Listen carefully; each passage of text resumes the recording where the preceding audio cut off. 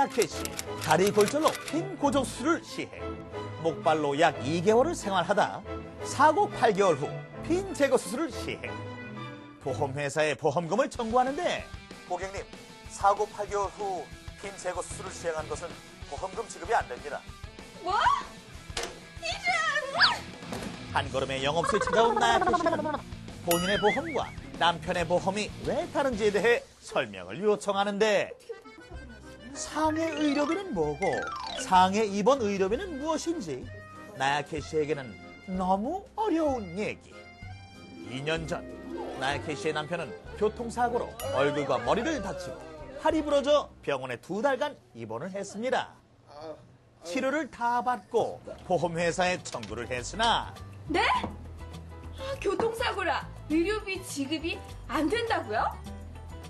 그러니까 남편이 치료비를 병원에 내면 보험금 지급이 가능하지만 자동차 보험회사에서 지급해줘서 안 된다니. 아니 이건 또 뭔 소리예요? 에? 그래서 나약해 씨는 남편 사고 이후 그럼 내 보험은요 교통사고로 처리받아도 보험금 꼭 지급되는 거 그걸로 해주세요. 그걸로 설계하자니까. 여기 사인. 여기 사인? 근데요 이번엔 내가 사고가 났어요. 치료 다 받고 보험금 청구하니까 이번에는 사고 나고 6개월 지나서 보험금 안 준다고 그러네요. 그래서 내가 물어보니까 남편이 든 보험이었으면 목발 비용 다 빼고 다 지급받을 수 있는데 내가 든 보험에서 목발 비용은 주고 핀제거 수술할 치료비는 안 주고. 아니 도대체 이게 무슨 자다가 봉창 두드리는 소리냐고요. 그게 왜 안 되냐고요. 글쎄요 그게 왜 안 될까요? 일반 상해 의료비 담보를 말씀하신 것처럼 가입을 하셨고요. 그 나약해 씨의 그 남편분은 일반 상해 의료비가 아닌 상해 입원 의료비 담보를 가입을 하셨습니다. 그러다 보니까 이렇게 보상이 되는 부분이 약간의 차이가 있어서 다소 이렇게 어려워하셨는데 아직도 혼란스러워하시는 경우들이 있으신 것 같아서 정리를 하는 입장에서 질병 입원 의료비와 함께 구분하는 표를 한번 만들어봤습니다. 보시면서 한번 설명을 드리도록 할게요. 일반 상해 의료비 같은 경우에는 보상 한도가 491로부터 180일 이내로 되어 있고요. 그리고 새로운 발병 여부는 해당이 없습니다. 그리고 주요 보상하지 아니하는 손해로는 한약재 등 보신용 투약 비용, 그리고 병실료 차액, 그리고 국민건강보험 미적용 시에는 발생 의료비 총액의 50%를 지급하는 내용이 있고요. 상해 입원 의료비 같은 경우에는 491로부터 365일 이내만 보상이 가능합니다. 물론 이건 과거에 판매가 되었던 현대의료보험이나 하이클리닉 보험 같은 경우는 180일 이내로 되어 있기 때문에 주의를 하셔야 될 것 같고요. 그 상해 입원 의료비 또한 새로운 발병 여부는 해당이 없으시고요. 주요 보상하지 아니하는 손해로는 한약재 등 보신용 투약 비용, 그리고 병실 차익의 경우, 그러니까 상해 의료비 같은 경우는 병실 차익이 해당이 안 되시는데 상해 입원 의료비는 병실 차익이 해당이 되시고요. 지급되는 기준은 피보험자가 부담하는 비용의 50%, 단 특실이나 1인실을 사용하셨을 경우에는 해당 병원의 2인실 기준으로 해서 50%를 지급을 하고 있습니다. 그리고 세 번째로는 이치, 의수조, 의안, 그리고 보조기 등 진료 재료의 구입 및 대체 비용이 해당이 안 되시고 상해로 인한 치과 진료 시에 의치 비용이 해당이 안 되시고요. 그리고 자동차 보험 또는 산재보험처럼 본인이 부담하는 치료비가 없는 경우에 해당이 안 되시는 것이 특징이고, 마지막으로 국민건강보험 미적용 치료 시에는 발생 의료비 총액의 40%를 지급을 하고 있습니다. 이것도 현대의료보험과 하이클리닉 보험 같은 경우는 기준이 상이하기 때문에 주의를 해서 보시면 될 것 같고요. 추가적으로 질병 입원 의료비와 질병 입원 의료비 2 담보를 보상 내역을 말씀을 드리자면 질병 입원 의료비는 발병일로부터 365일 이내에 대해서 보상이 가능하시고 그리고 새로운 발병 여부는 질병 입원 의료비가 지급된 최종 입원의 퇴원일로부터 180일이 경과하여 개시한 입원은 새로운 발병으로 간주를 해서 지급을 해드리고 있습니다.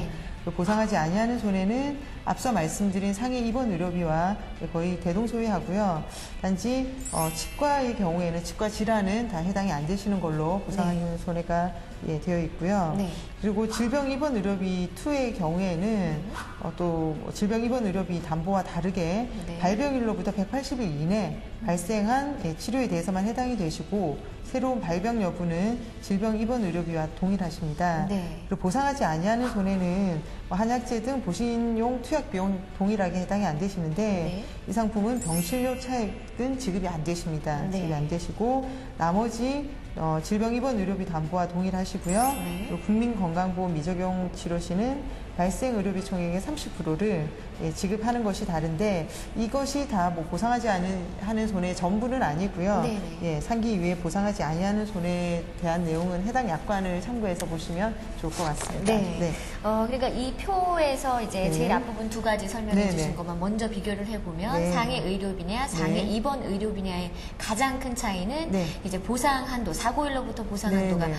180일이냐 365일이냐 네, 그렇습니다. 그리고 보상하지 아니하는 손해에 네. 어떤 것들이 포함되느냐 네네. 그 지급 여부가 이제 네네. 가장 많이 다른 점이라고 네, 할 수 그렇습니다. 있겠네요. 네, 정확하게 말씀하신 거고요. 네. 네, 앞서 보신 나약캐시의 경우에 대해서 다시 설명을 드리자면 네. 나약캐시는 상해 의료비 담보를 가입을 하셨고요. 그렇기 때문에 사고일로부터 180일, 약 6개월이 되시겠죠. 네. 약 6개월 이내 치료받으신 부분에 대해서는 보상이 가능하십니다만 핀 제거 수술의 경우에는 앞선 예에서는 사고가 발생하고 8개월 정도 네. 이후에 시행을 하신 걸로 되어 있기 때문에 네. 180일 이내가 아니시기 때문에 보상하지 아니하는 손해로 분류가 돼서 보상이 안 되신 겁니다. 네네. 근데 상해 입원 의료비 담보를 만약에 가입을 하셨더라고 한다면 핀 제거 수술을 사고일로부터 365일 이내에 네. 시행을 하신 걸로 지금 나왔으니까 그렇다면 보상이 가능하셨고요. 네. 또 추가적으로 뭐 차이점을 말씀을 드리자면 앞서 나약해 씨가 그 목발을 사용하셨다라고 네. 하셨는데 목발의 경우에는 상해 의료비 담보에서는 보상하는 손해에 포함이 되시고요. 상해 입원 의료비 담보에서는 보조기에 해당이 되시기 때문에 보상하지 아니하는 손해로 분류가 되십니다. 네, 알겠습니다. 그 앞서서 이 네. 보조기로 분류된 요 말씀을 하셨는데 네. 보조기 말씀을 해주셨는데요. 네. 그 말씀을 앞에 표에서도 설명을 해주셨었어요. 네. 그래서 거기에서 이제 의치에 대한 비용이 어떻게 되느냐 이 네, 부분에 네. 대한 말씀이 있었는데 그 부분에 대한 좀 자세한 설명 부탁드리겠습니다. 네. 상해 의료비 담보와 상해 입원 의료비 담보의 또 다른 차이점은 치과 치료 시에 의치 비용이 해당이 되는지 안 되는지에 대한 부분에 약간의 차이가 있습니다. 네. 앞서 보신 것처럼 상해 입원 의료비 담보에서는 치과 치료 시에 상해라 하더라도요. 네. 치과 치료 시의 의치 비용은 보상하지 아니하는 손해로 분류가 되고 있습니다. 네. 그 의치란 어떤 것인지 또 많이 궁금해하실 것 같아서 네. 그림을 약간 준비를 해봤는데요. 의치 정의를 먼저 보시면 자연치아와 그와 연관된 조직이 결손되었을 때 인공적으로 대치하는 보철물로 가치라고도 표현을 하고 있습니다. 네. 가짜 치아라는 표현이겠죠. 네. 넓은 의미로는 인공치를 갖는 보철물을 뜻하는데 주로 국부 의치와 총 의치를 포함하여서 사용을 하고 있습니다. 네. 현재 사용되고 있는 의치의 종류로는 그림에서 보시다시피 가공 의치라는 게 있고요. 네. 그리고 국부 의치. 네.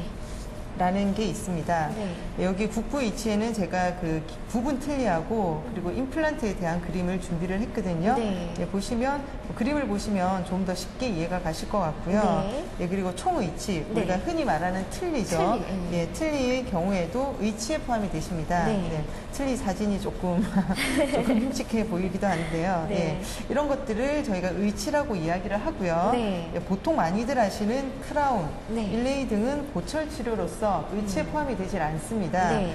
크라운과 그 일레이에 대한 것도 제가 그림을 준비를 했는데요. 네. 이렇게 부분적으로 하는 것은 일레이라고 하고요. 크라운은 뭐 왕관이라고 하죠. 네네. 씌운 이빨을 저희가 그 치과에 가게 되면 씌운다라고 네네. 표현들을 많이 하시는데 네. 그게 크라운이 되십니다. 네. 그림을 보시면 아마 좀 더 이해가 쉬우실 것 같으세요. 네. 네. 그러니까 방금 말씀해주신 의치에 대한 네. 게 이제 보상하지 아니하는 손해에 예, 해당된다는 그렇습니다. 그런 네네. 말씀이시죠. 그리고 마지막에 보신 크라운과 1A의 경우에는 네. 위치에 포함이 되지 않으시는 거고요. 네. 지금까지 일반 상해 의료비 그리고 상해 입원 의료비 이 네. 두 가지를 좀 비교해서 중점적으로 네, 봤는데 맞습니다. 처음에 표에서 네. 설명해 주셨던 네. 질병 입원 의료비도 네, 좀 네. 자세히 설명을 부탁드릴게요. 아, 네. 그 앞에 표에서 설명해 주실 때 그 네. 새로운 발병 여부에 관한 게 약간 헷갈릴 수 네, 있겠다라는 네. 생각이 들었어요. 네. 질병 입원 의료비가 지급된 최종 입원 퇴원일로부터 네. 180일이 경과해 게시한 입원은 새로운 질병으로 발병으로 간주를 한다. 간주한다. 네. 예. 말이 사실은 조금 어렵죠. 네. 네. 저희가 실무를 할 때나 뭐 이렇게 질문도 굉장히 많이 받고는 있는데요. 네. 먼저 뭐 이런 부분이 이렇게 포함이 된 내용에 대해서 이렇게 간략하게 뭐 배경을 말씀을 드리자고 한다면 질병의 경우에는 동일한 진단명의 진단이라 하더라도 네. 완치 후에 다시 재발이 되실 수가 있잖아요. 네. 예, 그렇기 때문에 완치 후에 새롭게 발생하는 질병에 대해서는 새로운 발생으로 봐서 지급을 해드리고자 하는 의미에서 이런 그 조항이 만들어졌다라고 할 수가 있고요. 네. 말씀하신 것처럼 저희가 그 보상하는 손해에서 새로운 발병으로 인정하는 기준은 저희가 지급을 한 입원 의료비를 지급한 네. 최종 입원의 퇴원일로부터 네. 180일이 경과하여서 개시한 입원의 경우에 인정을 한다라고 되어 있습니다. 네, 네. 여기서 주의하셔야 될 문구들이 입원 의료비를 지급한이라는 네. 부분하고요. 네. 또 최종 입원의 퇴원일로부터 네. 개시한 입원이라는 문구가 나오게 되는데 네, 네. 그 부분을 좀 더 주의를 해서 보셔야 될 것 같습니다. 네, 그래서 이 부분의 경우 저희가 이해를 좀 더 쉽게 돕기 위해서 표를 만들어 보았는데요. 네. 예. 예시를 제가 말씀을 드리자면 2007년 1월 1일부터 네. 2007년 12월 20일까지 입원을 하셨고요. 네네. 그리고 다시 2008년 7월 1일 동일한 질병으로 재입원을 하셨습니다. 네네. 예, 이 경우에는 당연히 최종 그 퇴원일 퇴원일로부터 2007년 12월 20일로부터 네. 180일이 경과하여 네. 새롭게 입원을 하셨기 때문에 네. 동일한 질병이라 하더라도 새로운 발병으로 인정이 가능하시겠죠. 네네네, 그렇죠. 네, 그러면 두 번째 2007년 1월 1일 입원을 하셔서 네. 동일하게 2007년 10월 20일 날 퇴원을 하셨고요. 네. 그리고 다시 2008년 1월 2일 날 입원을 하셔서 네. 2008년 7월 1일까지 네. 입원을 하셨던 네네. 경우라고 한다면 근데 중간에 한 네. 10일, 13일밖에 안 쉬었어요. 그렇죠. 이럴 경우에는 당연히 당연히 새로운 안 발병으로 안 되시겠죠. 예. 네. 그러면 이제 이런 경우에 가끔씩 질문들을 하시는 게 네. 12월 20일 날 최종 퇴원을 하셨고요. 네. 그리고 새롭게 입원을 한 1월 2일은 180일이 경과하지 않았지만 네. 입원을 하고 있는 동안은 180일이 경과를 하시게 되셨잖아요. 네네네. 그렇다면 그 180일이 경과한 날로부터 네. 다시 줄 수 있는 게 아니냐라고 네. 말씀을 하시는데 제가 앞서 말씀드린 것처럼 주의하셔야 될 문구가 개시한 입원이라는 문구가 있으시기 네네. 때문에 예, 그 경우도 해당이 안 되실 겁니다. 네. 그래서 뭐 비슷한 예로 또 세 번째를 보시면 2007년 1월 1일 날 입원을 하셨고요. 네. 그리고 10월 20일 날 퇴원을 하시고 다시 네. 2008년 1월 2일 입원을 하셔서 네. 2008년 7월 1일 날 퇴원을 하셨습니다. 네네. 그리고 또 다시 네. 2008년 8월 1일 날 네. 재입원을 하셨을 경우에는 네네. 앞서 말씀드린 두 번째 예와 동일하게 2008년 1월 2일 새롭게 입원하신 거는 새로운 발병으로 인정이 불가할 거고요. 네. 그렇지만 7월 1일 날 퇴원을 하신 이후에 네. 다시 다시? 8월 1일 날 네. 재입원을 하셨기 때문에 네. 저희가 지급을 한 최종 퇴원일 네. 그러면 2007년 12월 20일로부터 180일이 경과한 시점 네네. 8월 1일 날 입원이 되셨고요. 네네. 또 새로운 입원이시기 때문에 네네. 예, 개시한 입원이시기 때문에 2008년 8월 1일은 새로운 발병으로 인정이 가능합니다. 아, 예. 네, 이렇게 말씀을 드리면 좀 더 이해가 쉽지 이해가 않을까 훨씬 해서 쉬웠어요. 예. 했었는데 네. 예, 이해를 하셨으면 좋겠네요. 예, 이해가 네네. 충분히 되셨을 것 같습니다. 네. 표를 예로 들어서 설명해 주시니까 네네. 이해가 훨씬 더 쉬웠고요. 네. 한 가지 더 궁금한 게 네. 외국에서 종종 치료를 받는 네네. 경우가 있는데 이때 의료비가 보상이 네. 되느냐라고 질문을 해오시는 네. 분들이 있어요. 이 경우는 어떤가요? 네, 사실 그런 경우들이 좀 많으세요. 뭐 질문들을 많이 하시는데 네. 일단 결론만 말씀을 드리자고 한다면 가능은 하십니다. 네. 가능은 하신데 앞서 저희가 그 보상하지 아니하는 손해에서도 말씀을 드렸고 네. 또 그 뭐 보상하는 손해를 약관에 보시면 또 내용이 있으시겠지만 약관에는 국민건강보험을 적용받는 경우와 적용받지 아니하는 경우로 구분이 되어서 저희가 설명이 네네. 되어 있잖아요. 외국에서 치료를 받으시는 경우에는 모두 국민건강보험을 적용받지 못한 경우로 인정을 해서 지급이 가능하십니다. 네네. 지급은 되되 국민건강보험을 적용받지 못한 사람으로 네. 분류가 된다는 말이죠. 네.